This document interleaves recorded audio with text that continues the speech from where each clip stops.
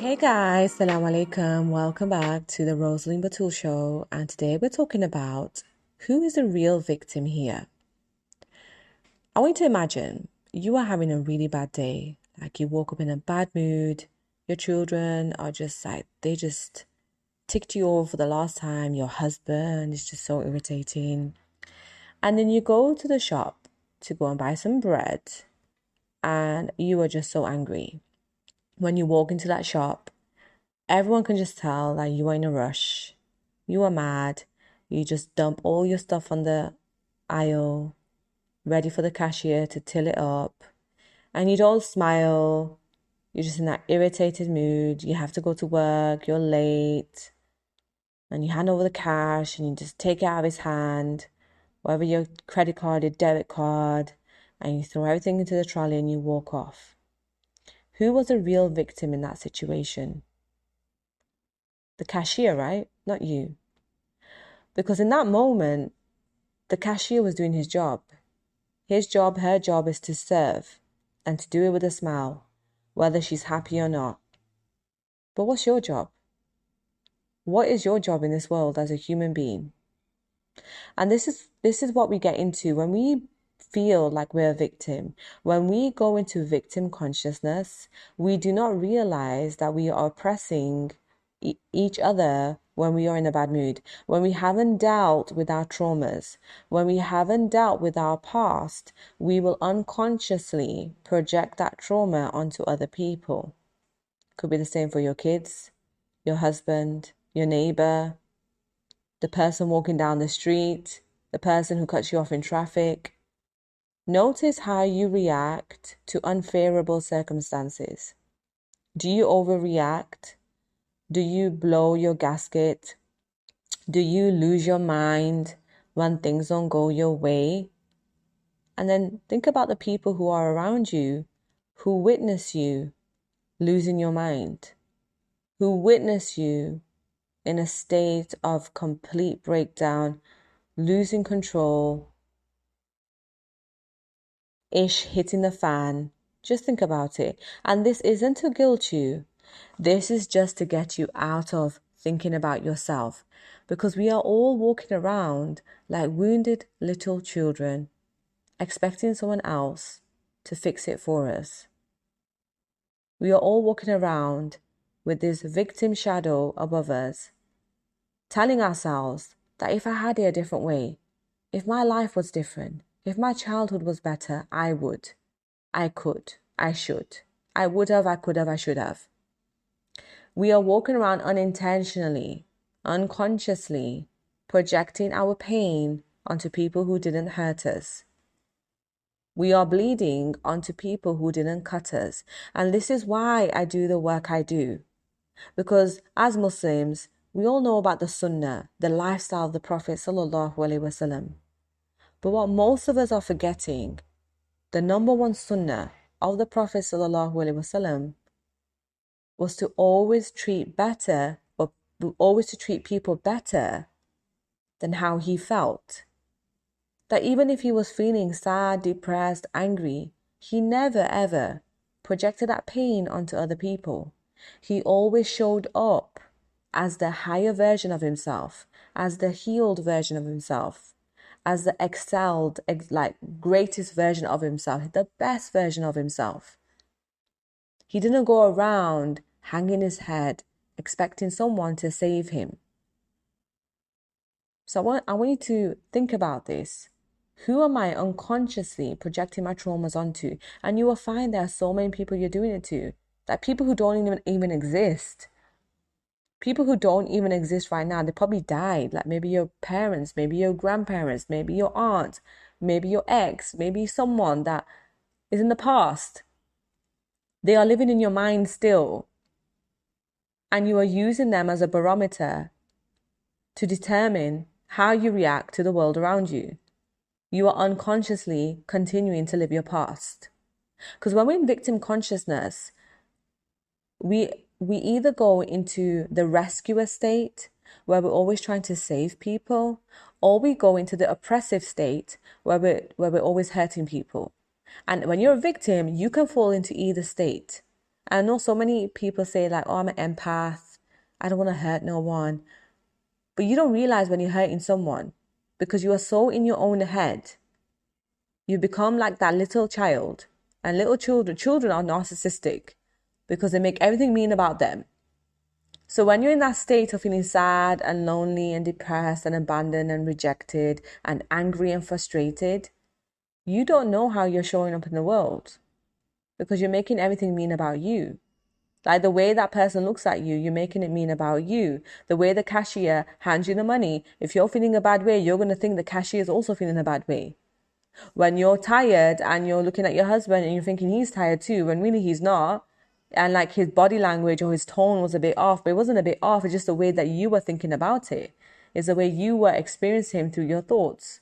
Same with your children. Like your children love you. They want to always be around you. But because you have all these unresolved traumas in your mind, all these unresolved issues, challenges, feelings and beliefs in your mind, you are thinking that your children are irritating you and not giving you the time to relax. You genuinely believe that your children are annoying and that they just don't want good for you because you are making everything mean about you. Because you're still identifying as that little girl who felt hurt. You're still showing up as her in every part of your life, in your relationships, in your career, in your job, in your interactions, with your money, with your success, with your confidence. Like, think about it. When you're thinking like a victim, do you feel like you belong?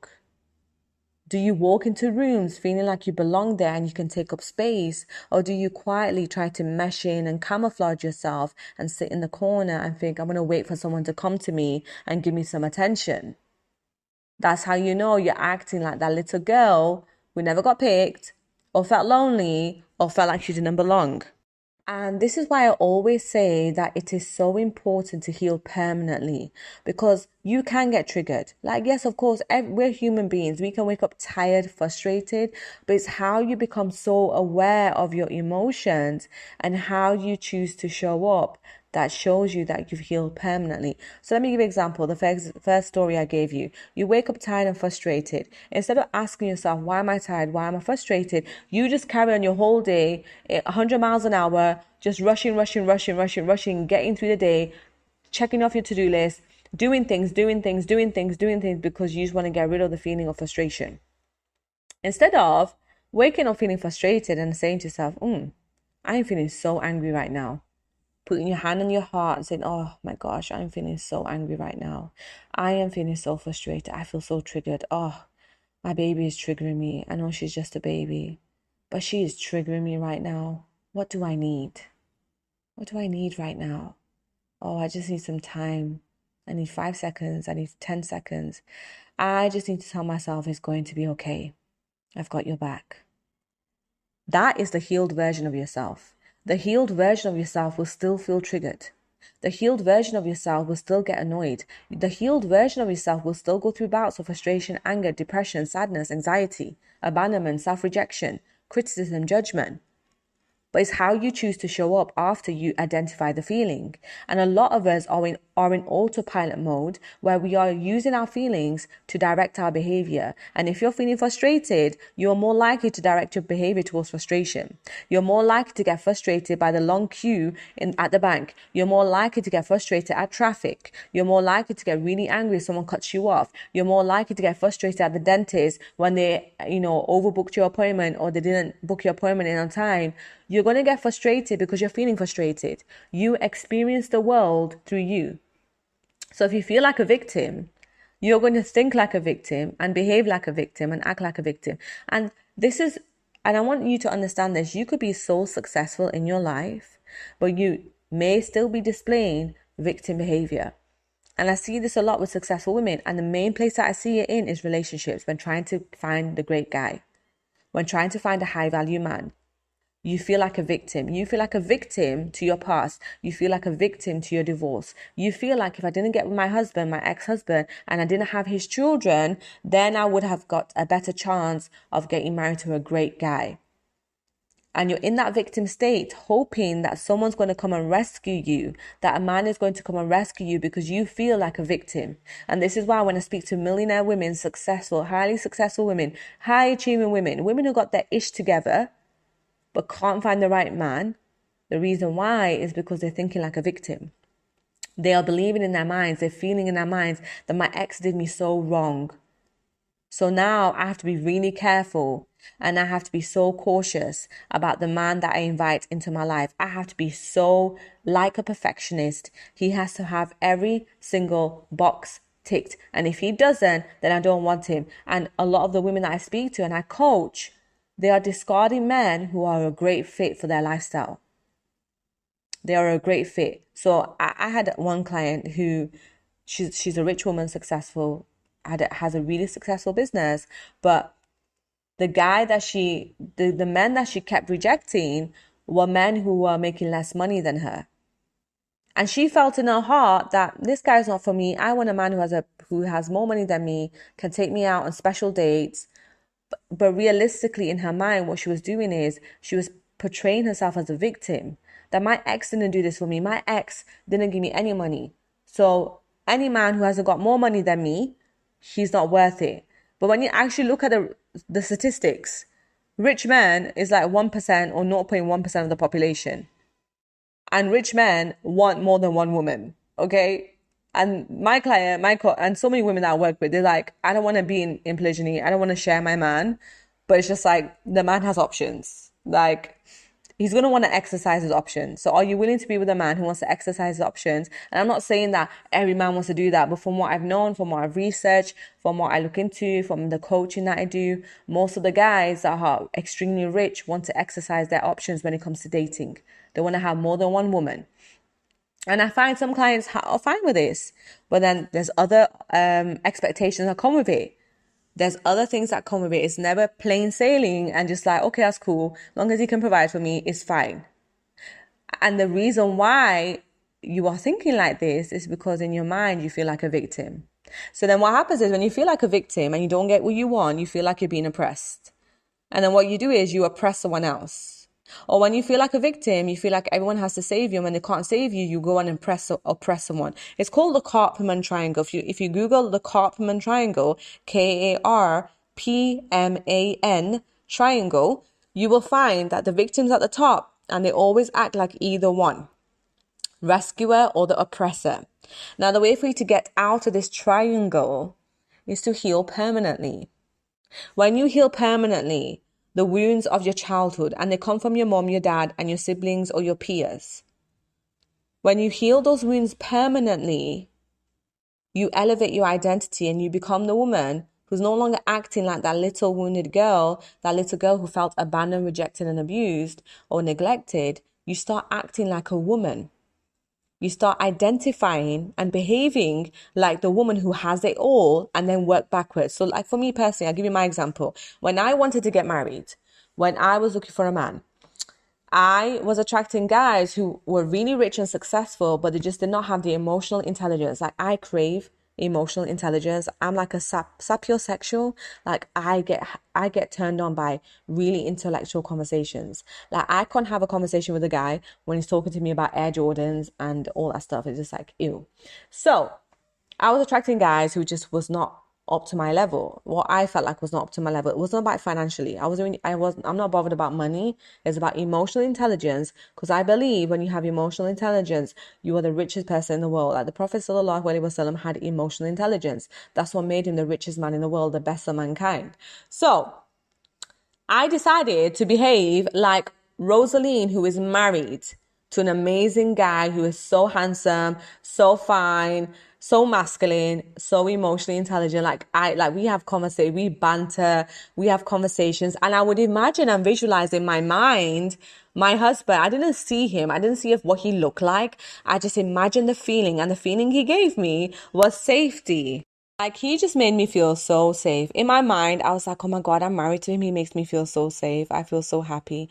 I feel so whole. I feel just so feminine with this guy. Like, I can be myself. Like, I've been in relationships where I've never been able to be myself. Like, I've always had to pretend I'm something that I'm not.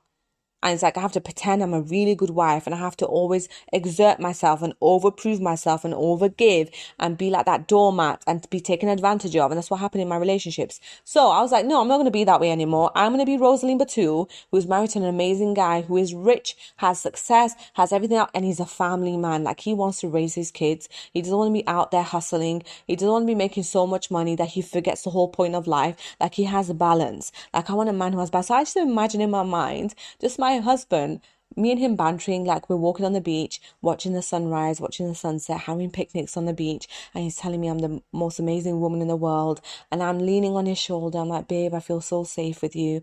Oh, babe, I love you so much. And okay, girl, I was fantasizing about having sex with him. Okay, there's nothing wrong with that. You can go into your fantasies and imagine having sex with a guy. Like, I would imagine having great sex with a guy. I would imagine that's him knowing how to turn me on before having sex. So the biggest thing for me, but if you're sapiosexual, you want to get turned on by conversations. So I would imagine just getting turned on so much by conversations that when it came to intimacy, there was no issue.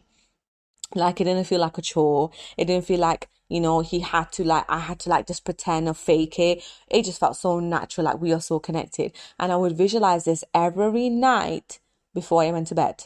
Before I fell asleep, I would just visualize me turning over. I would imagine my husband is in bed with me and I'm stroking his arm and his arms are so muscly. And I'm just saying, hey, babe, thank you so much for today. I had a great day today. I love you so much. Can't wait to see you in the morning. Salaam alaikum. That's what I would say. I would just imagine that over and over again. And I would feel it in my body and it would feel so sensual. It would feel so turned on. I felt so turned on by life. When I would wake up in the morning, and I no longer felt stressed by my kids. Because in my mind, I just felt so at peace. I felt like, wow, I have everything I want. Because I was making money. I had a successful business. I have a successful business. The money wasn't an issue for me. It was just the loneliness of not sharing it with someone that I love. So I would wake up in the morning, I would feel so grateful for my life. I would play with my children. And at that time, I was homeless. I was living in my sister's yard and in a studio apartment. We were sleeping on one mattress, 3 kids. And I was just like so grateful to just be in that moment. I was just like, oh my God, guys, let's make some pancakes. And we used to pretend to like make tree houses in the house and play with the blankets and make a fort and just have so much fun. Like, I had so much fun doing this, visualizing every night. And I would visualize my husband, like, I would visualize this call. This call I would always visualize is my husband calling me and saying to me, babe, we got the contract, we got the job. Like, in my visualization, my husband has a business and he's a very successful business owner. So I just imagine him calling me and saying, babe, got the job, I got the private jet, the pilot's coming to you, and everything's packed. The PA, my personal assistant has packed all our bags, all the kids. All you have to do is get on the jet. That's what I would imagine all the time, that my husband just provides for everything. Like, he just does everything for me. I don't have to make decisions. He makes the decisions for me, right? That's the kind of life I wanted. So I would imagine that and I would just feel so at peace. I would just feel so great. I would feel so amazing. And then 3 weeks later, kid you not, subhanallah, I met my husband over Instagram. And it was so funny how we met because my husband is a business owner. His business had liquidated, so he had sold the business. He had decided to move on, and he needed some mindset coach. And I was just like, okay. And I didn't know, like, I thought he was a woman at first. I thought it was a girl. I thought it was a female DMing me because he didn't have no pictures on his Instagram, and I don't really check for pictures. And when someone DMs me on Instagram, I just reply as if they're a client. I don't really think about, will this person pay? I'm just always treating everyone like clients. So when he sent a message saying that your husband is so lucky to have a woman like you, I was like, huh? What? Like, why is a woman complimenting me about my husband? This is so weird. And I was like, okay. And I didn't reply back to it. And then he proceeds to ask me if I'm married. I was like, why is this woman asking if I'm married? Does she have a man for me? Like, what is going on? And I was like, are you a man or a woman? And he was like, I'm a man. I was like, oh my God. It's like my whole world fell upside down. I was like, the person I've been talking to is a man. This is so crazy because the conversation we were having felt so like free flowing. It felt like a woman. I was just like, this guy is so calm. Like, this woman is so calm. Like, she's getting it. She's understanding what I'm saying to her. There's no like resistance. I'm just like, oh my gosh, it was a man the whole time. That was like a few days in. And then after that, I was just like, well, I'm not married and I'm not really looking. I'm not really bothered. That's what I said to him. I was like, I'm not really bothered about getting married. And then he was like, well, like, what is a woman like you, like, not married, I was just like, life, right? I've got kids. I'm just concentrating on my kids. And he was like, just give me your Wally's number. I want to talk to him. I was like, what? Girl, this guy's asking for my Wally's number? Okay, okay. So gave him my Wally's number, gave him my brother's number, and then they started hitting it off. I was just like, oh my gosh, this is too surreal. And then 10 days later, we got married. That's 10 days later, and we've been together 4 years. 4 years today, actually. Well, 4 years on the 10th. I recorded this on the 10th. So, 10th of June, like, we got married, and he didn't see my face, girl. He didn't see my face. He never touched my body, never had any sexual conversation with me, because I hate guys who have sexual conversations like, oh, what do you look like? What's your body like? Blah, blah, blah. He never asked me any of those things. Never. Like that conversation never came up at all. And I was just like, oh my God, this guy is the one. This is the guy I'm visualizing. And girl, everything we talked about after we got married, like we didn't talk about our dreams. Like he mentioned maybe to my brother that he wants to build generational wealth and he wants to create a legacy for his family. That's what, and I was like, yes, yes. And then we had a group chat. So my brother and him and me were in a group WhatsApp, and I hardly spoke to him. I was asking him a few questions, but he was so like inquisitive about me. Like, what do you want in a husband? Like, what are you looking for? Like, what's the qualities you're looking for in a husband? I was like, oh my God, this guy's literally interested in being the right husband for me. And I was like, he's asking such emotionally intelligent questions. Oh my gosh. But the thing is, I wasn't like thrilled. I wasn't like horny. I wasn't feeling like, oh my God, this is the guy. I was just like, I feel so calm. This is so peaceful. This is how I've always been feeling about the guy that I'm going to get married to. I've just been feeling so calm. Like he didn't trigger any trauma response in me. He didn't trigger any trauma bonds in me. He didn't trigger any of my traumas. He triggered my calmness and my peaceness. So 10 days later, we get married. And then when we started talking properly then, right? Like we didn't see each other for like 2 weeks after we got married, because he lived in London, I lived in Preston. But because our schedules were so hectic, it was just like, let's just get married and we'll figure it out after. So we got married over the phone. Yes, we got married over the phone with the imam. And after that, we had a proper nikah when we met in person 2 weeks later. Can you imagine? 2 weeks later, we met. 2 weeks later, we held hands. It was so funny. I felt like it was an arranged marriage. It was so hilarious. But when we met, it was just like, I know you. It was so amazing. Like, I know you. I know you. Like, I've been thinking about you all this time. And I remember in my journals, I was talking about things like, he's a herbalist, like he knows about herbs, he knows about naturopathic. Girl, my husband is like the herb king. He knows about herbs that I didn't even know of. I was just like, what? This guy is like such a natural freak. Like he loves everything natural. I was just like, oh my God, this is so amazing. Allah, you are great. Show me how it gets better than this. And I just wanted to share this story with you to show you like the proof of what happens when you get out of victim thinking. I could have easily said to myself, I'm a single mother. I am divorced. All men are trash. I'm not going to find a great guy. I went through a lot of failures. And this is where we get tripped up. We get tripped up on the failures and not look at the redirection. When I was attracting men who were not up to speed and not up to my level, I went within and asked myself, what is going on here? Why am I attracting these kind of people? Because I know everything is a reflection of me. Allah says, good men are for good women, bad men are for bad women. So that means I'm a good woman, and I must be attracting these guys because there's something going on within me. Allah says He won't change your condition till you change yourself. So something is definitely going on within me, because the condition around me, the men that I'm attracting, is telling me there's something going on within me. So when I looked within, I realized, oh yeah, I've got a daddy wound. I'm trying to prove I can fix my dad. I'm trying to get my dad to love me through these men. These men remind me of my dad, the chase, the hustle, the proving, the getting into my masculine energy, having to provide and protect for myself. Those men were triggering that. I was like, oh, okay. And then I had a mommy wound. Like my mom didn't want me to get married. Like my mom passed away by that point, but my mom was always telling me, don't get married. Focus on your career. Focus on making money. Don't have children. And I went against everything she said. And I was feeling the guilt of like, thinking, oh, she was right. I shouldn't have got married. I shouldn't have had kids at such a young age. I was 21 when I got married. I was studying law. I was in university when I got married. So I was like, why didn't I just go into a career and figure it out? And I was like, I'm so sorry. I was kept saying to myself, I'm so sorry, Mom. I should have listened to you. I was saying that in my mind. So I had all that guilt around what my mom was telling me. And then That's the reason why I was attracting all these kind of guys. So I had to heal the mommy wound, the daddy wound, and the sister wound. And I had a sister wound. I used to feel like I was so ugly. I'll be honest with you. I used to feel like the ugly duckling growing up. I used to hate myself. And I'm telling you, like, I used to hate my nose. I used to hate my skin color. I used to hate the way I look. Girl, I could never look at pictures of myself. Ever. I couldn't look at pictures of myself. I used to feel so disgusted by a little girl. I'm little. I'm looking at myself like I'm disgusted by her. Like, she is so ugly. Like, my brothers used to call me Aborigine because I have Aborigine in my DNA. Like, I found out recently. I have Samoan, Aborigine, Polynesian. That makes up a lot of my DNA. When I was younger, everyone used to call me Aborigine. I'm just like, when you like with Aborigines, they're associated with being ugly. I don't think they're ugly. Like, I used to be so fascinated by Aborigines, but people used to bully me with that. And when I was in school, people used to call me big nose, you are ugly, look how ugly you are. So I had a sister wound. Sister wound is like where you compare yourself to beauty, because as girls, we compare ourselves to how beautiful we are. So I felt like so ugly. So I was attracting guys who were making me feel ugly because I felt ugly.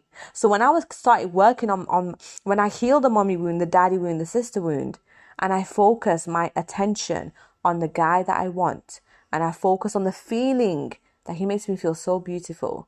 He's in love with my imperfections. And you know what, girl? My husband to this day, he tells me how much he loves my nose. He goes, my favorite part of your body is your nose. I'm just like, oh my God, like, why? Why are you embarrassing me right now? He's like, no, Rose, my favorite part of your body is your nose. Like, I love how unique your nose is. And I cry every time he says that to me because I wish someone said that to me when I was little. I wish my mom, because my mom used to bully me as well a little bit. She used to call me like ugly and call me like the black sheep of the family.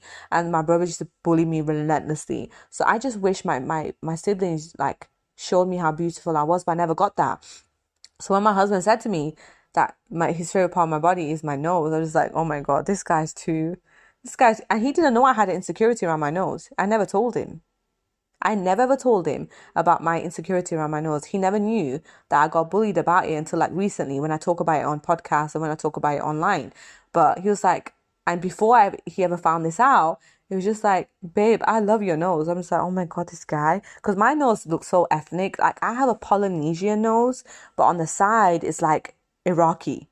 It's so funny. Like, it's very broad at the front. So it's Polynesia. It's like a typical Polynesian nose. If you Google Polynesia or Aborigine, it's a typical nose like that. But on the side, it's Iraqi. I have a hump. Okay? But then when I look at my nose, I'm just like, oh my God, girl, you are so fine. Like, I have such a unique quality. I was a model. Like, people used to, like, agents used to pick me out because of my nose. Like, they go, I have an ethnic feature that a lot of companies want. They don't want the standard small like the small pygmy nose or like the small nose, Kim Kardashian nose. They want this ethnic regal look. Like, apparently my nose is very regal. I didn't know that.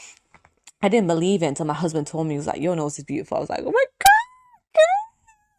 Like, I'm winning in life. My husband loves me. He loves every part of my body. He loves my stomach. He always says my stomach, like, because I've had 5 kids. He goes, your stomach is so beautiful. Like, it's not that bad, my stomach, but for me, it feels like so bad. Like, I have a flat stomach. And he's like, no, like, babe, this is what makes you unique. This is what makes you beautiful, even more beautiful to me. I'm just like, oh my God, this guy, where did he come from? Like, I have to thank his mom every single day. Like, you don't know, girl. I thank my husband's mom every single day. I make dua for her. The way she raised her son, like, she did so well.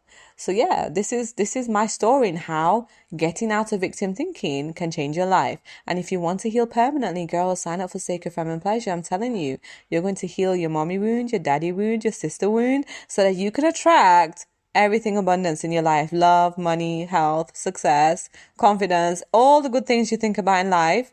Sign up for Sacred Feminine Pleasure. And I'll see you next time.